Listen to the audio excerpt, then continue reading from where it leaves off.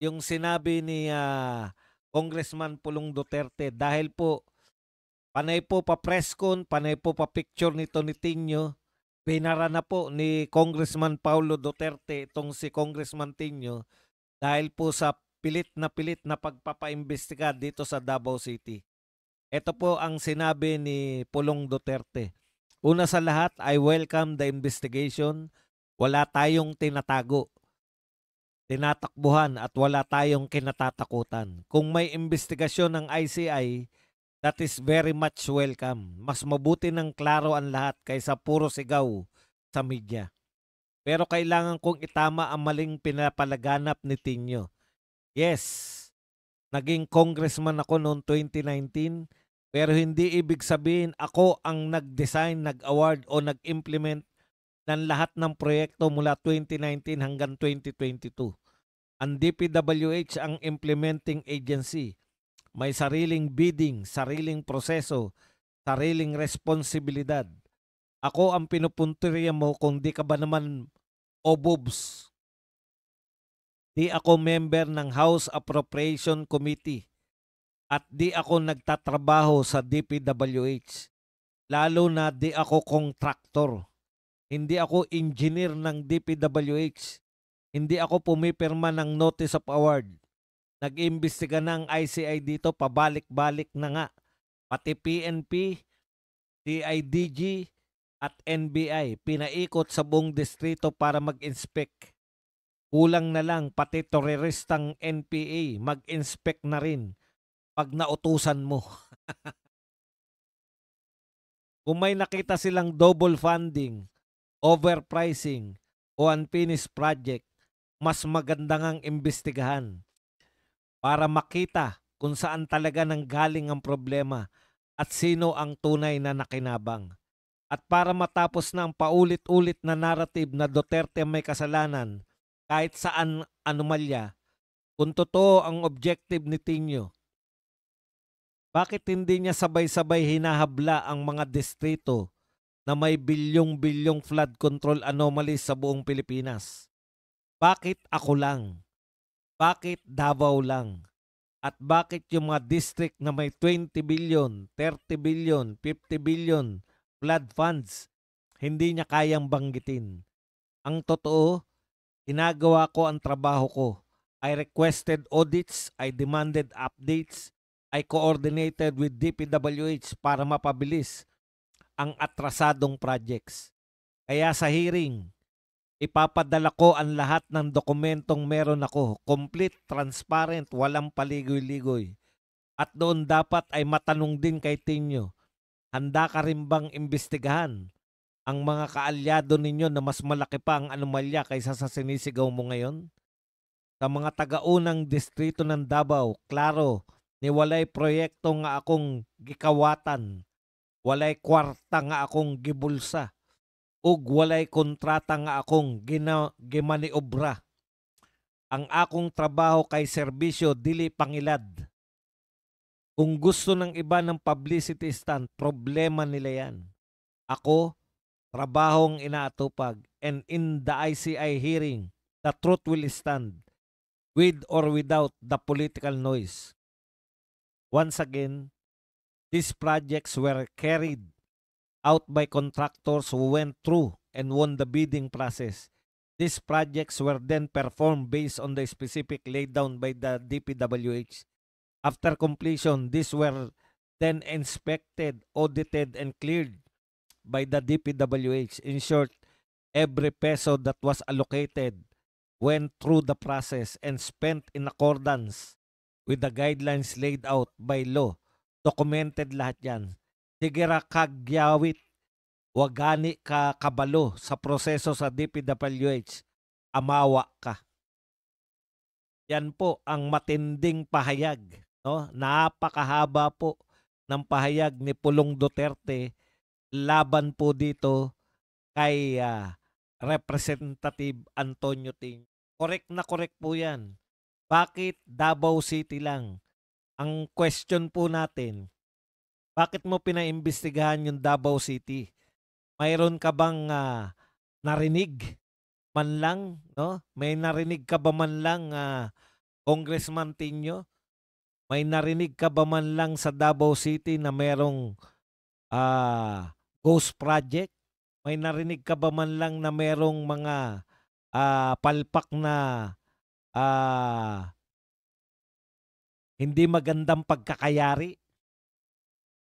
Kalimutan ko na yung termino. Hindi ba wala?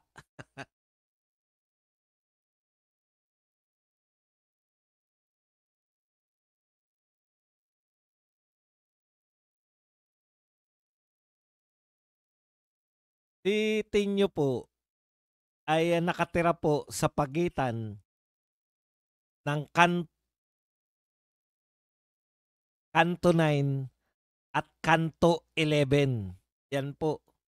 Sa pagitan po ng Kanto 9 at Kanto 11, dyan po nakatira si Tinyo.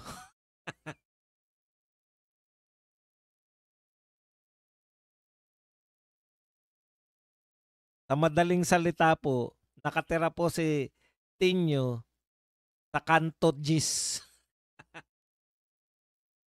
Okay. Maganda po yung punto ni Congressman Pulong. Ito po, above board po sila. Ang dami na po nag-imbestiga. Saksi po kayo dyan. Sa kasagsagan po ng baha. Yan po sa Cebu City.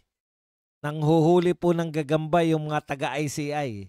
Pero wala pa rin po sila napapakitang picture. Wala pa rin po sila napapakitang mga anomalya sa Davao City. Ngayon na naman, paimbestigahan na naman. Walang katapusan eh. Bulacan, Davao. Cebu, Davao. Mindoro, Davao. Kada isang probinsya po, bumabalik sa Davao City yung investigasyon. Antindi. Ibig po ba sabihin yung mga nag-imbestiga na una, wala kayong tiwala? Okay. Ito ang tanong natin. Tanong po ni Congressman Pulong. Bakit Davao City lang ang gusto mong paimbestigahan? Kaya halatang halata kayo, kitang-kita po yung purpose ninyo. Siraan ang mga Duterte, pero wala na po yan, wala na pong bilib yan eh. Kagaganyan po ninyo yung amo nyo, sa bagay hindi naman talaga nila amo yan si BBM eh. Alam nyo po, nagdo-double time po sila para wasakin yung mga Duterte hanggang 2028 kasi kawawa po sila. Pag ang Duterte po nakabalik sa pwesto, sayang po yung pinaghirapan nila ngayong panahon ni Marcos. Kung naging pareha sana kayo, baka mas marami pa kayong na-recruit. Kasi ang daming galit kay Marcos eh. Pero ang ginagawa ninyo, inuuna nyong tirahin yung mga Duterte. Palpak. Kung ang gusto po ninyo, mapalawak po yung hanay ninyo, alam nyo, dati, ang dami nyong congressman, Makabayan Black, napakarami. Bayan muna pa lang, 3 na eh. Meron pang teachers, meron pang kabataan, may Gabriela. Ngayon, nanalo na lang yung Gabriela. Ipinalit sa tinanggalan ng pwesto yung Duterte Youth. Doon na lang nanalo yung Gabriela. Yung kabataan, talo rin ba? Alam ko, teachers na lang eh. Dati po kung napakarami ninyo, di ba kayo nagtataka? Tatagal ninyo. Yung iba po, nakikilala sila pag napunta ng Kongreso, tumatatag po yung mga partido nila, yung mga party list nila. Sumisikat.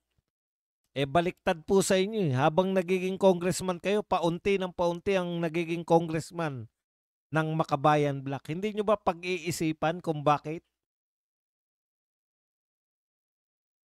Kayo po nagsasabi na kayo ay para sa masa. Para kayo sa mga mamamayang Pilipino. Ang mamamayang Pilipino, galit na sa pagnanakaw. Galit kayo. Galit kayo sa Duterte pa rin. Duterte pa rin.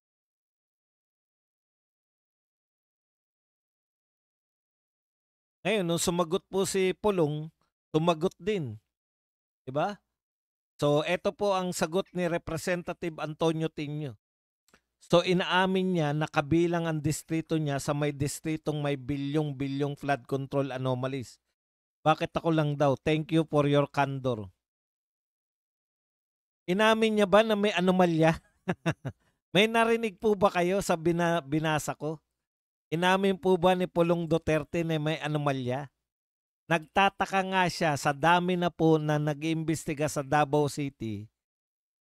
Una, wala naman nakikitang anomalya. Paano mo natiyak, Badong? Alam niyo po, may maliit lang pong makita tungkol sa Duterte. Confidential nga, walang anomalya eh. Nagagawa nila ng paraan eh.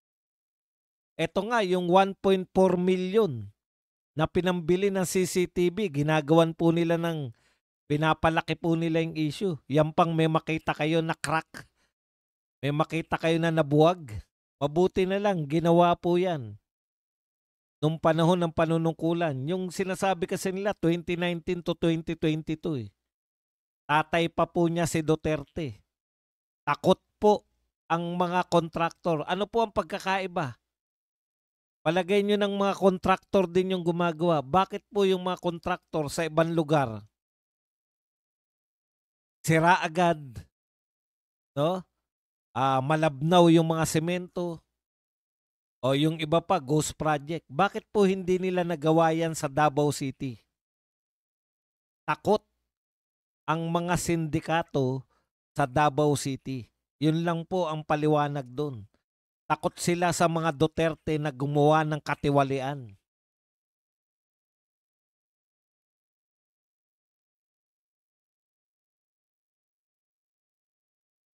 Uy, naka 500 na tayo. Maya-maya lang, 1,000 na yan. Maniwala kayo? Maniniwala siya. Kasi galing sila sa iba't ibang vlogger. Okay. Punta na po tayo rito sa... Kaya tinyo, misinformation na naman to. Tignan nyo sinabi. So inaamin niya na kabilang ang distrito niya sa mga distritong may bilyong-bilyong flood control anomalies. Wala po siyang inaamin na ganun. At wala pa rin pong nakikita. Nagpunta na po riyan si Vince Dizon.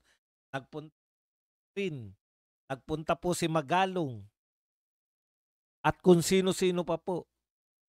Imagine niyo kung may nakitang anomalya sa Davao City, di dapat headline na yan. Eh nga may nagsuntukan lang na taga Davao, headline eh. Akala ko ba peaceful ang city nyo? Bakit may nagsusuntukan? Di ba? Kung may mahuling ang droga dyan, putya, headline eh. Kala ko ba drug free ang Davao City? Bakit may mga nahuhuling droga? Yan pa kaya na may anomalya? Imposible. Lahat ng media, karamihan, siguro 95% ng media ay kalaban ng Duterte. Dahil ang mga media po, pag-aari po yan ng mga oligarko. Alam nyo namang ginawa ni Tatay Digong sa mga oligarko. Pinigilan silang magnakaw.